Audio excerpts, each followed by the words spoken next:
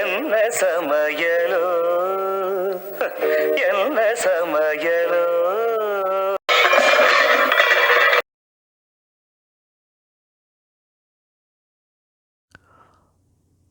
Homemade pancake syrup பண்ணலாம்.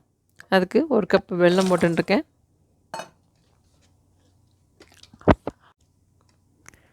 1/2 cup நாட்டு சர்க்கரை, 1/4 கப் நம்ம ரெகுலர் சர்க்கரை,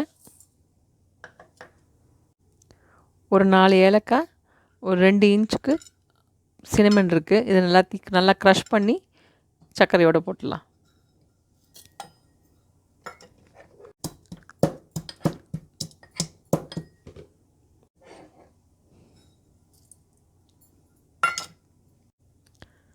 ½ டீஸ்பூன் நட்மேக் போட்டுக்கிறேன். இப்போ 1 கப்பு தண்ணி ஊற்றிடுறேன். நம்ம இப்போ என்ன பண்ணுறோம், அடுப்பில் எடுத்து வச்சு நல்லா கொஞ்சம் ஒரு ஸ்ட்ரிங் வந்தால் போதும்.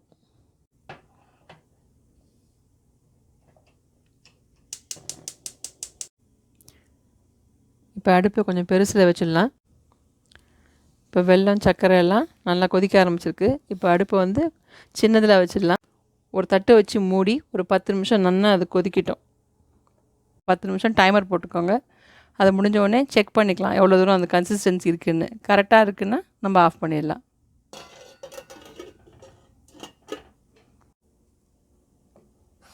அதான் பேன்கேக் சிரப் ரெடி ஆகிடுது. இது என்ன ஒரே அட்வான்டேஜ்னால், நீங்கள் இந்த பேன்கேக் சிரப் நீங்கள் டீ போட்டுக்கும் போது அதுக்கும் யூஸ் பண்ணிக்கலாம். சர்க்கரைக்கு பதிலாக காஃபிக்கு யூஸ் பண்ணிக்கலாம். குழந்தைங்களுக்கு பேன் கேட்கும் போதும் நீங்கள் இது யூஸ் பண்ணிக்கலாம். மேப்பிள் சிரப் இல்லைன்னா பரவாயில்ல, இது நல்லாவே இருக்கும். 10 நிமிஷம் நல்லா கொதிச்சுது.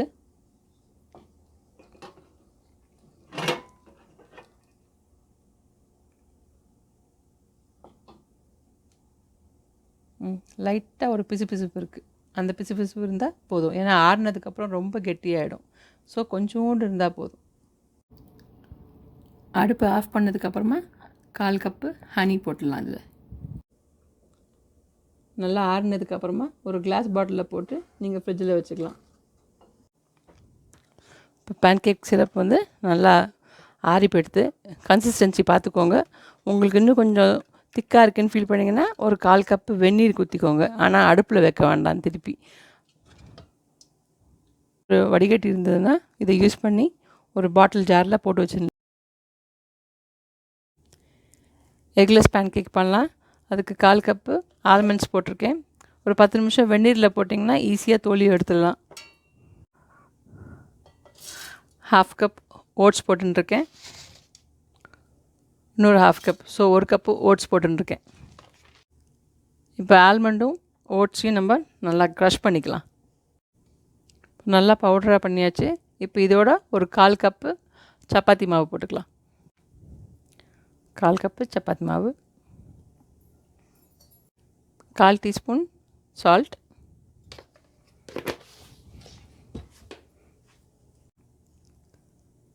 2 டீஸ்பூன் சர்க்கரை,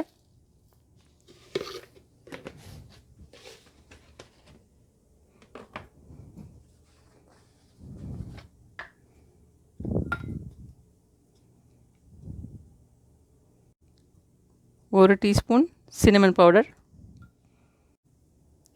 இப்போ இது எல்லாத்தையும் கிரைண்ட் பண்ணுறதுக்கு 1 கப்பு பால், காய்ச்சி ஆற வச்ச பால்,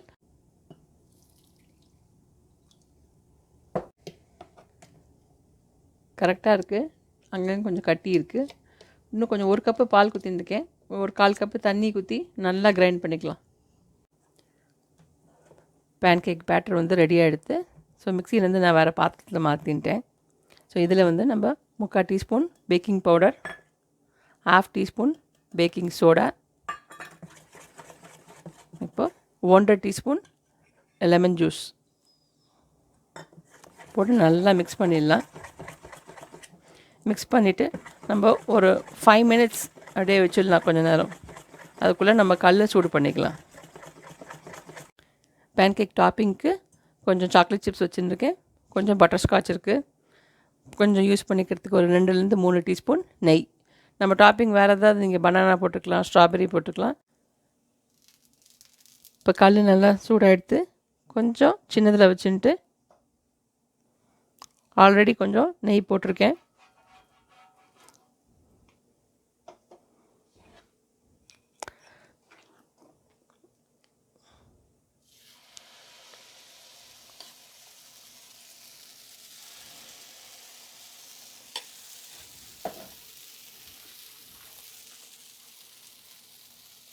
நான் ஒன்றுத்தில் வந்து பட்டர்ஸ்காட்ச் போட்டுக்கிறேன், இன்னொன்று வந்து சாக்லேட் சிப்ஸ்.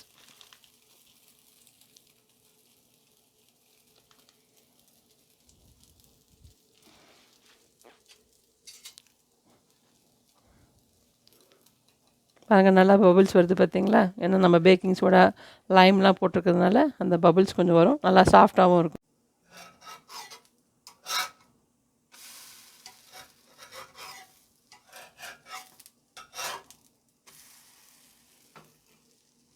இப்படி கலர் பார்க்கறதுக்கு எவ்வளோ நல்லா இருக்குது பாருங்கள். ரொம்ப அடுப்பு பெருசாக அரையக்கூடாது, ரொம்ப பெருசாக இருந்தால் தான் கொஞ்சம் கருப்பாகிடும். சின்னதில் இருக்கட்டும். சாக்லேட் சிப் பட்டர்ஸ்காட்ச் ரெடி ஆகிடுது.